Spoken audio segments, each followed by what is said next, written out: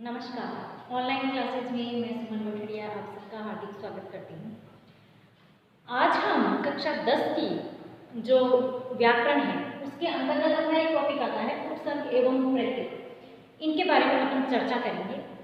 तो हिंदी भाषा जो है उसमें क्या होता है, शब्दों की रचना कई प्रकार से की जाती है। बहुत सारे प्रकार से शब्दों की रचना करी जाती है। इन्हीं में से एक विधि है, शब्दों के शुरुआत में या फिर शब्दों के अंत के अंश जोड़ दिए जाते हैं जिनसे कि एक नए शब्द बनते हैं। ठीक है, तो हिंदी भाषा में बहुत सारे तरीकों से नए नए शब्द बनाए जाते हैं और उन्हीं नए शब्दों को बनाने में जो उपसर्ग और प्रत्यय है वो भी एक विधि है जिनके माध्यम से नए शब्दों का प्रयोग या नए शब्द जो हैं वो बनते हैं। और नए शब्द कैसे होते हैं, उनमें ये सब चीजें जोड़ने के बाद एक नवीनता दिखाई देती है, यानी नए बन जाते हैं। पूरा उनका अर्थ भी अलग हो जाता है और शब्द जो है उनमें नवीनता आ जाती है। तो जैसे कि हमारा शब्द है हार, ठीक है, हार शब्द है।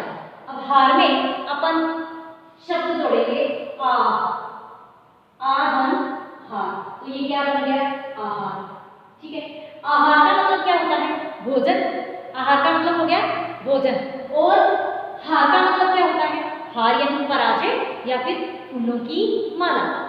हार को हम पराजय भी बोल सकते हैं और हार एक फूलों की माला को भी बोलते हैं। और इसमें अगर हमने आ जोड़ दिया तो आ जोड़ते ही इसका अर्थ परिवर्तन हो गया, एक नया शब्द बन गया, जैसे कि आहार। आहार यानी कि भोजन। तो इस तरीके से उपसर्ग और प्रत्ययों को जोड़ करके नए शब्द बनाए जाते हैं। तो इन्हीं उपसर्ग और प्रत्ययों के बारे में आज हम जानकारी प्राप्त करेंगे। तो अभी अपन पढ़ेंगे सबसे पहले उपसर्ग के बारे में कि उपसर्ग क्या होते हैं। तो वे शब्दांश शब्द नहीं होते हैं बल्कि शब्द के क्या होते हैं, अंश होते हैं।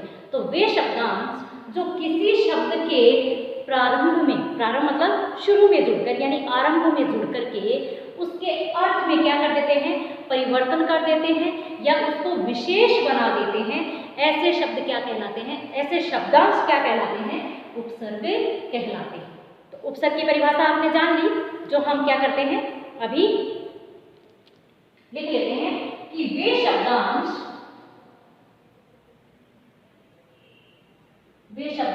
या शब्दांश कहेंगे हम उपसर्ग को, क्योंकि उपसर्ग शब्द नहीं होते हैं बल्कि शब्दों के अंश होते हैं और वो अंश शब्दों में जुड़ जाते हैं जिनकी वजह से क्या बन जाते हैं, वो शब्द नए बन जाते हैं, उनमें एक विशेषता आ जाती है उनके आरंभ में होने से।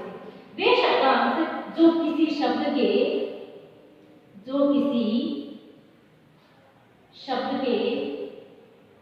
शुरू या आरंभ में जुड़कर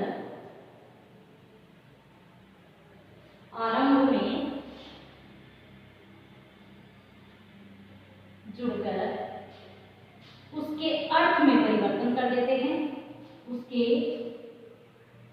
अर्थ में परिवर्तन कर देते हैं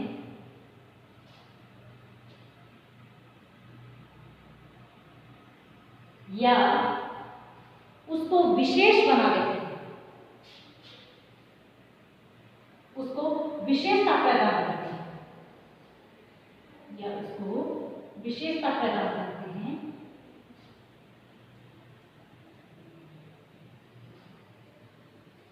वे शब्दांश क्या कहलाते हैं, उपसर्ग कहलाते हैं।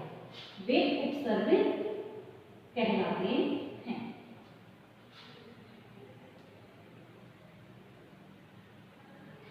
तो ये अपनी परिभाषा होगी, यानी वे शब्दांश जो किसी भी शब्द के आरंभ या शुरुआत में जुड़ करके उस शब्द का अर्थ जो है वो बदल देते हैं, उसके अर्थ में परिवर्तन कर देते हैं या फिर उसकी विशेषता बढ़ा देते हैं, उसको विशेषता प्रदान कर देते हैं, ऐसे शब्दांश क्या कहलाते हैं, उपसर्ग कहलाते हैं। तो कुछ उपसर्गों को हम यहाँ जान लेते हैं।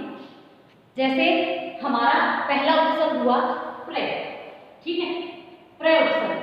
प्रय उपसर्ग हम हार जो शब्द है उस हार शब्द में जोड़ेंगे तो शब्द क्या बन जाएगा अपना, उपसर्ग जुड़ने के बाद प्रहार। ठीक है, हार तो क्या हो गया, हार तो हो गया गले का हार यानी फूलों की माला या फिर पराजय। और प्रहार क्या हो गया, प्रहार यानी आक्रमण करना, तो अर्थ परिवर्तन हो गया।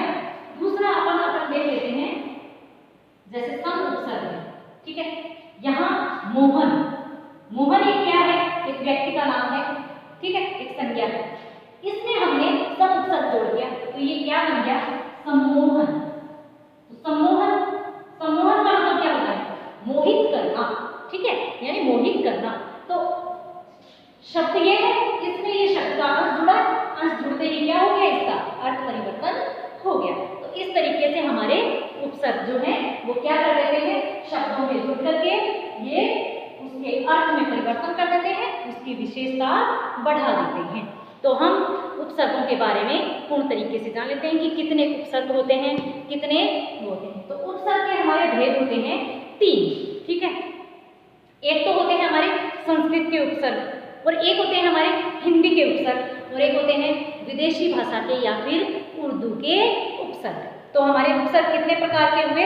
3 प्रकार के, हिंदी के उपसर्ग, संस्कृत के उपसर्ग और उर्दू या फिर विदेशी भाषा के उपसर्ग। संस्कृत के जो उपसर्ग हैं वो कितने होते हैं? संस्कृत में कुल 22 उपसर्ग होते हैं, और ये उपसर्ग क्या कहलाते हैं, या ये सभी उपसर्ग क्या कहलाते हैं? तत्सम शब्दों के साथ ही ये क्या करते हैं? हिंदी में प्रयुक्त होते हैं।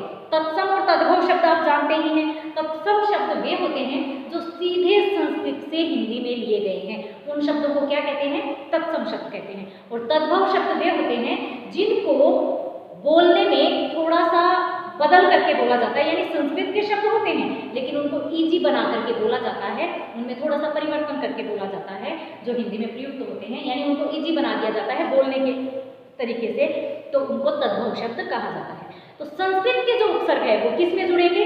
वो सिर्फ और सिर्फ तत्सम शब्दों में ही जुड़ेंगे। और हिंदी के उपसर्ग किस में जुड़ेंगे?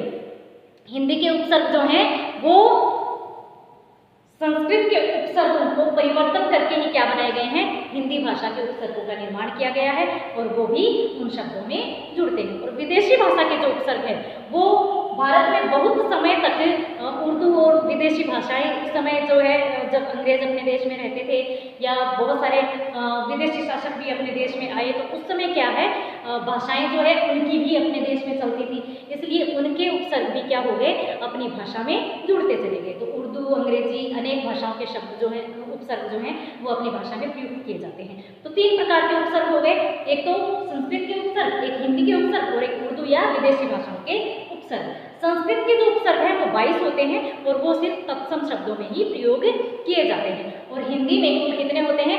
24 उपसर्ग होते हैं, जिनके बारे में हम जान लेते हैं। तो अब हम उपसर्ग जो हैं वो देख लेते हैं कि संस्कृत के उपसर्ग कौन से हैं और हिंदी के उपसर्ग कौन से हैं। तो उपसर्ग अपने कितने प्रकार के हुए? 3 प्रकार के हुए, संस्कृत के उपसर्ग, हिंदी के उपसर्ग और उर्दू या विदेशी भाषा के उपसर्ग। संस्कृत के जो कुल उपसर्ग होते हैं वो 22 होते हैं, हिंदी के जो कुल उपसर्ग होते हैं वो 24 होते हैं। तो हम देख लेते हैं कि संस्कृत के उपसर्ग कौन कौन से होते हैं। अति, अधि, अन, अप, अपि, अभि, अव, आ, उत या उद, उप, दुर या दुस, नी, निर या फिर निस, प्र, प्रति, परा, परि, सम, सु, वि, स्व। ये उपसर्ग जो है वो संस्कृत के उपसर्ग होते हैं, और ये तत्सम शब्दों में जहाँ प्रयोग होंगे वो क्या कहलाएंगे? संस्कृत के उपसर्ग। और सेम ऐसे ही कुछ उपसर्ग हैं जो हिंदी में भी होते हैं, लेकिन उनसे बने हुए शब्द कौन से होते हैं? वो तद्भव होते हैं। तो तद्भव शब्दों में अगर वो सेम उपसर्ग लगे हैं तो वो हिंदी के उपसर्ग कहे जाते हैं। जैसे कि मान लो इनमें से कुछ उपसर्ग इधर आ गए तो आप ये सोचोगे कि ये तो इधर भी है, इधर भी है, तो उनका डिफरेंस मैं आपको बता रही हूँ कि उनमें डिफरेंस क्या होगा कि तद्भव शब्दों में अगर वो शब्दांश लगे हैं तो वो हिंदी के उपसर्ग कहे जाएंगे, और अगर तत्सम शब्दों में वो लगे हैं तो वो संस्कृत के उपसर्ग कहे जाएंगे। इसलिए वो कॉमन होते हैं, वो इनमें भी लगते हैं और इनमें भी लगते हैं। तो हिंदी के जो उपसर्ग हैं वो है ए, उ, औ, अन, अध, अधय, उन, कै या कु, नी, सै या सु, भर, चौ, ती, दू, पर, बिन, चिर, परा, बहु, सह, सम, स्व। तो इनसे जो शब्द हैं वो आपको बनाने आते ही होंगे, जैसे ऐसे अनबन। फिर अपना उर्दू और विदेशी उपसर्ग हैं वो है अल, ना, एन, ला। ये सारे उपसर्ग जो हैं इनसे कैसे शब्द बनेंगे? उर्दू के या फिर विदेशी भाषा के शब्द जो हैं वो बनेंगे। बद, बा, गैर, खुश, कम, हम, बिला, बे, दर, हर, वे, सर, ने, है, सब, हा, जनरल।